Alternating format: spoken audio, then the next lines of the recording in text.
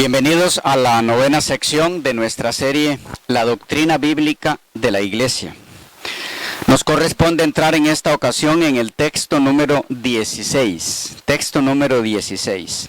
Lo encontramos en Hechos 15:3. Hechos 15:3. Dice así: Ellos pues, habiendo sido encaminados por la iglesia, pasaron por Fenicia y Samaria, contando la conversión de los gentiles, y causaban gran gozo a todos los hermanos. En este caso, el vocablo iglesia es aplicado a la congregación local, y de alguna importancia es el hecho de que se dice de esa entidad denominada iglesia que encaminaron a Pablo y Bernabé. Es decir, los acompañaron por algún rato en el camino, la iglesia. O sea que la iglesia aquí es una entidad formada por personas con la capacidad de acompañar en el camino a otros. La iglesia, por lo tanto, no es una entidad impersonal, una institución legal impersonal, ni un edificio o una asociación archivada en documentos gubernamentales, sino simplemente un grupo de personas de una localidad determinada, en este caso, Antioquía. Texto número 17, Hechos 15:4. Hechos 15:4. Y llegados a Jerusalén, fueron recibidos por la iglesia y los apóstoles y los ancianos, y refirieron todas las cosas que Dios había hecho con ellos.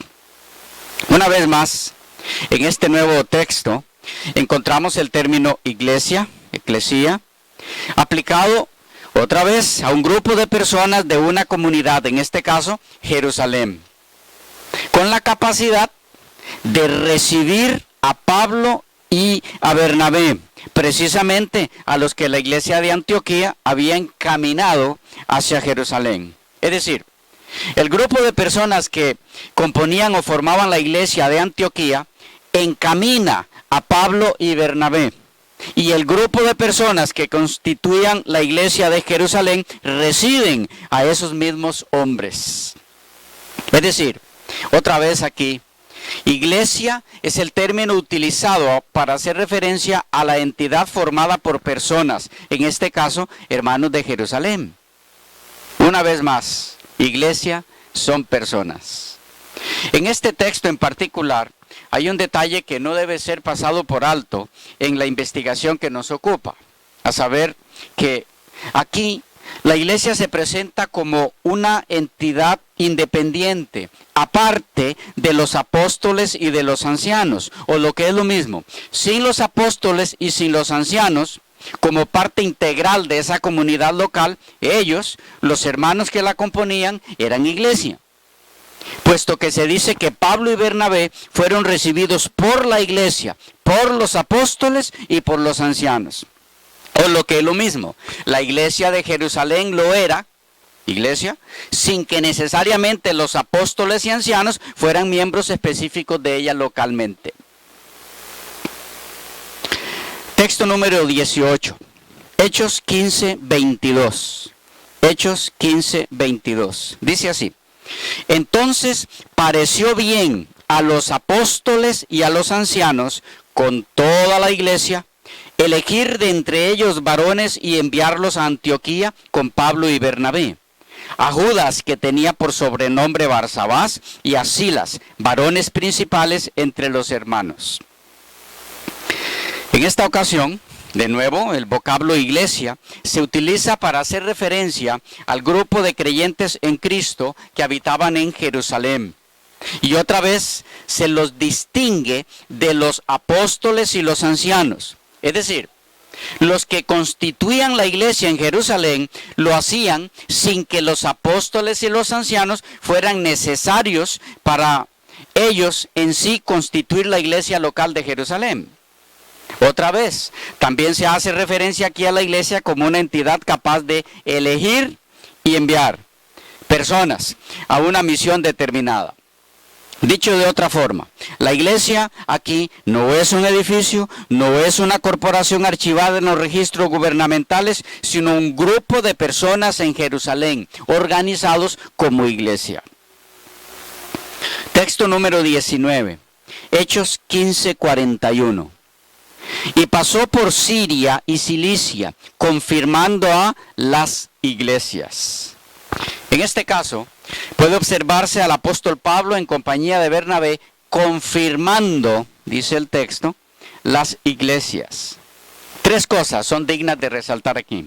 Uno, el término iglesias, en plural, se refiere a entidades locales varias. Es decir, había una iglesia en cada uno de esos lugares específicos.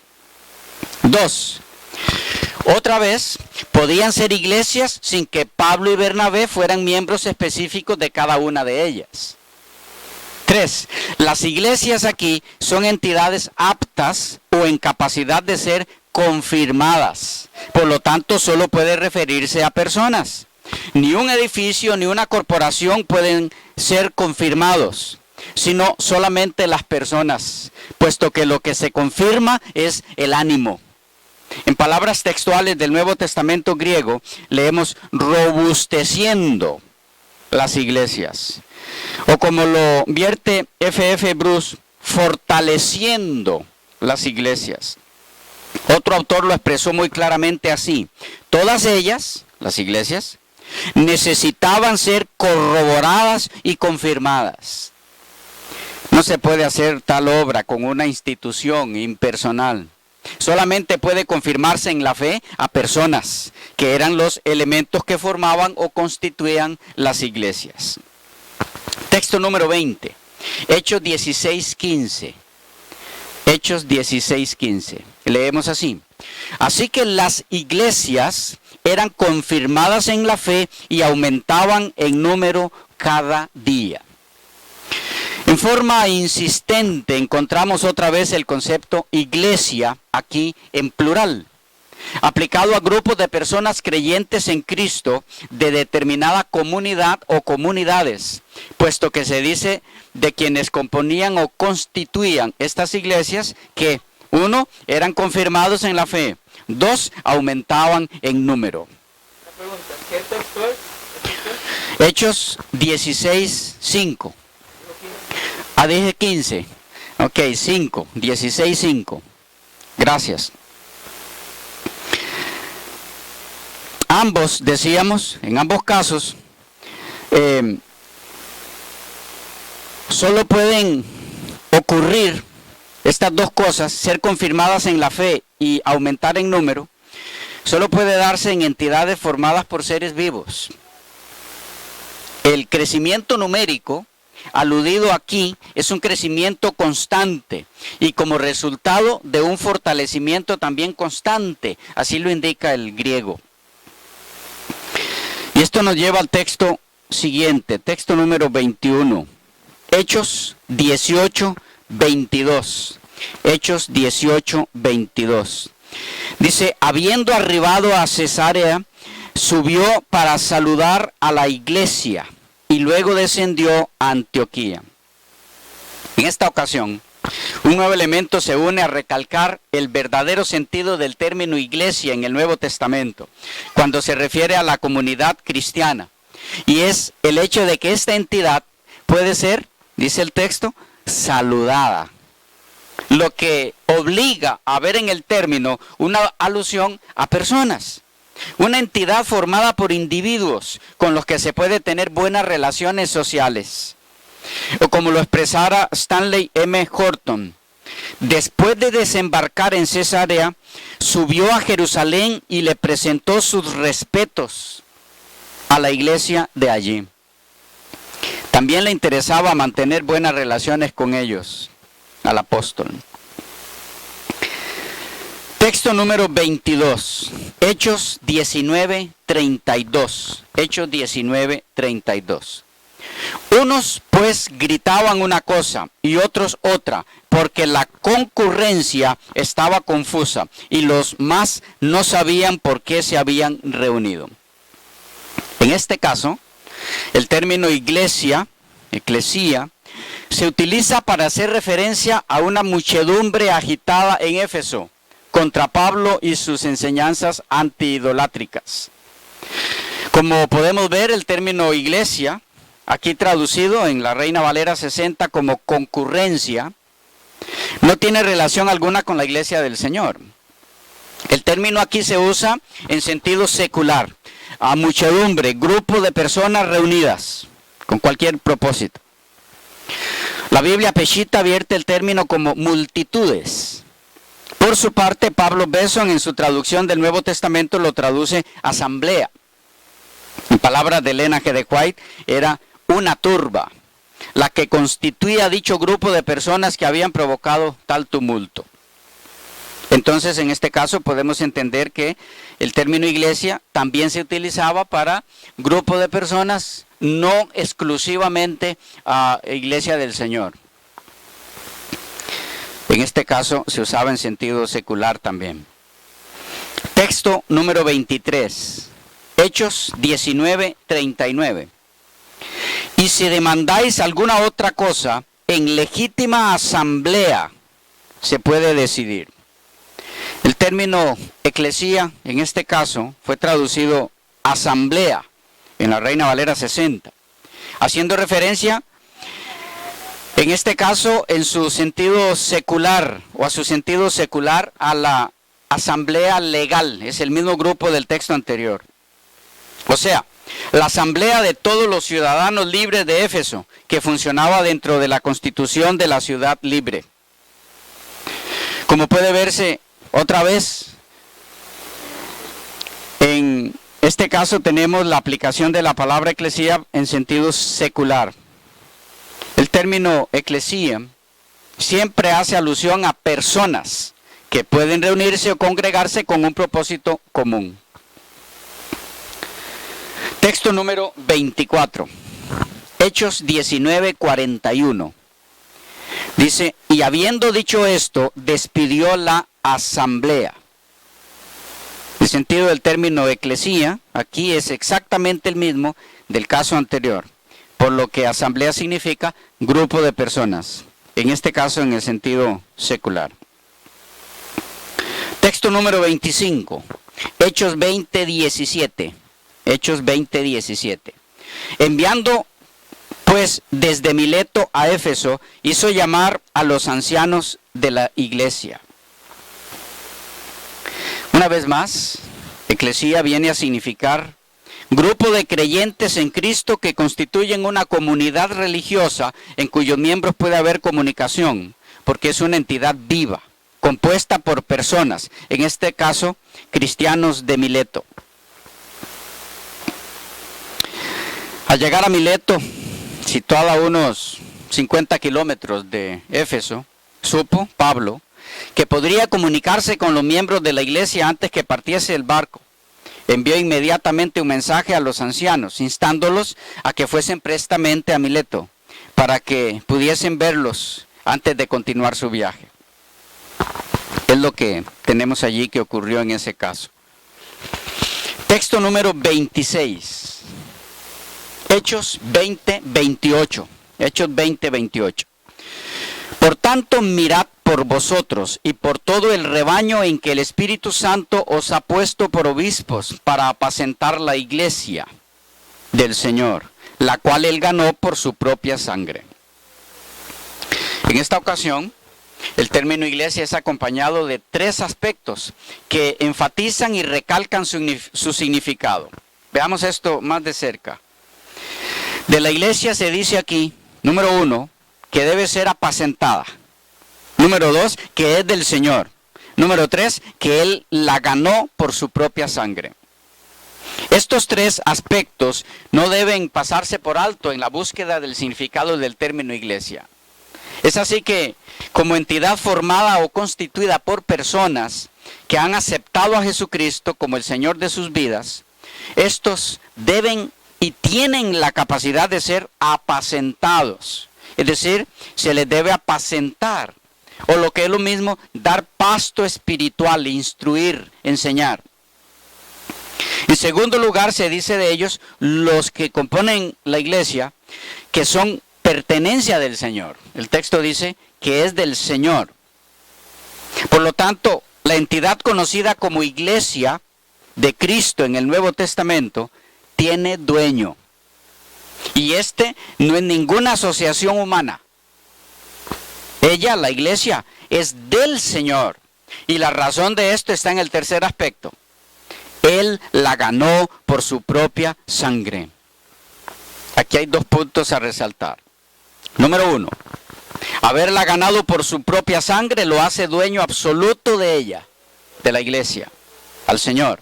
2. Lo que el Señor ganó por su propia sangre no es otra cosa que personas.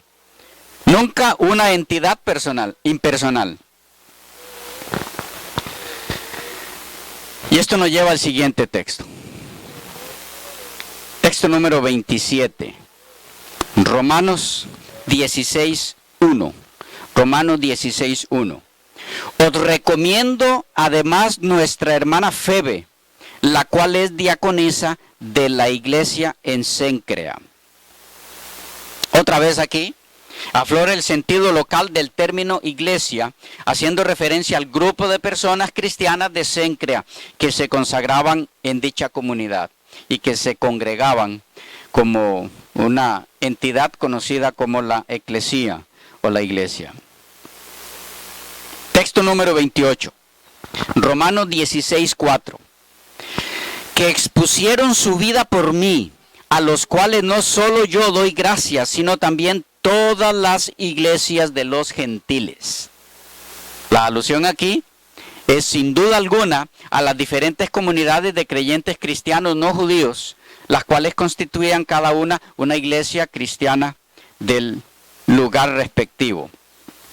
Otra vez puede verse el sentido de grupo de personas en el término iglesia. Romanos 16:15, texto número 29. Romanos 16:5. Romanos 16:5. Dice, saludad también a la iglesia de su casa. Saludad a Epeneto, amado mío, que es el primer fruto de Acaya para Cristo. Aquí nos encontramos con un sentido del término iglesia muy particular. La iglesia de casa. Es decir, el grupo de hermanos que se congregaban en la casa de alguno de ellos. En este caso de Aquila y Priscila. Es de notarse aquí que también se denominaba eclesía a una comunidad cristiana muy pequeña, como una iglesia en una casa. Lo que implica que toda iglesia local, aún una iglesia en una casa, es en forma plena parte integral de la única iglesia universal. De ningún modo es menos eclesía o iglesia por estar localmente limitada. Es plenamente eclesía, aunque sea pequeña. Por consiguiente, las reglas que rigen a la eclesía universal valen también para las iglesias locales más pequeñas, como podemos verlo en 1 Corintios 6:4, 11:18, 14:34 y Tito 5:16, que ustedes pueden revisar luego con más tiempo.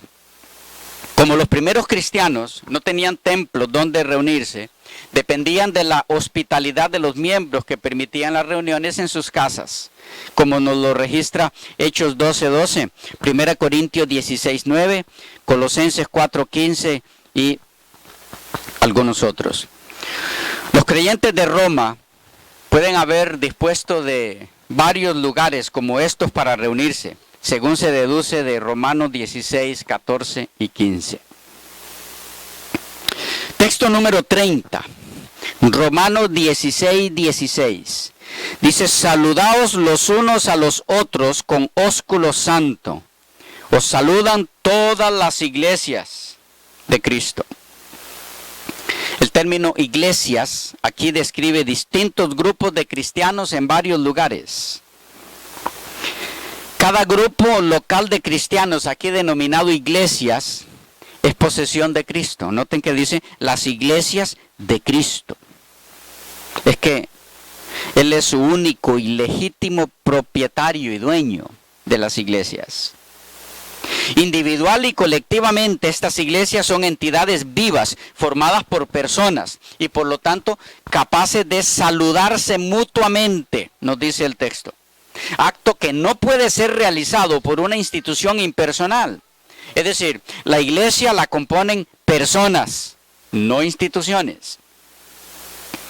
Todas las iglesias, dice el texto, todas las iglesias serían aquellas que Pablo mismo había fundado y confirmado durante los fructíferos años anteriores y por las cuales puede hablar siendo su padre en la fe y su mejor representante. Un detalle importante a tomar en cuenta aquí es que Pablo tenía conocimiento personal, experimental, con cada una de estas iglesias locales, puesto que de otra manera no transmitiría los saludos de estas iglesias a la iglesia de Roma. Es decir, eran iglesias con las que él mantenía una estrecha relación pastoral. Conocía el estado de cada una de ellas, aun cuando las distancias entre las mismas fueran considerables. O como lo expresaron un reconocido expositor bíblico, os saludan todas las iglesias. Es una expresión de carácter general que indica, sin embargo, su amplio conocimiento de las iglesias.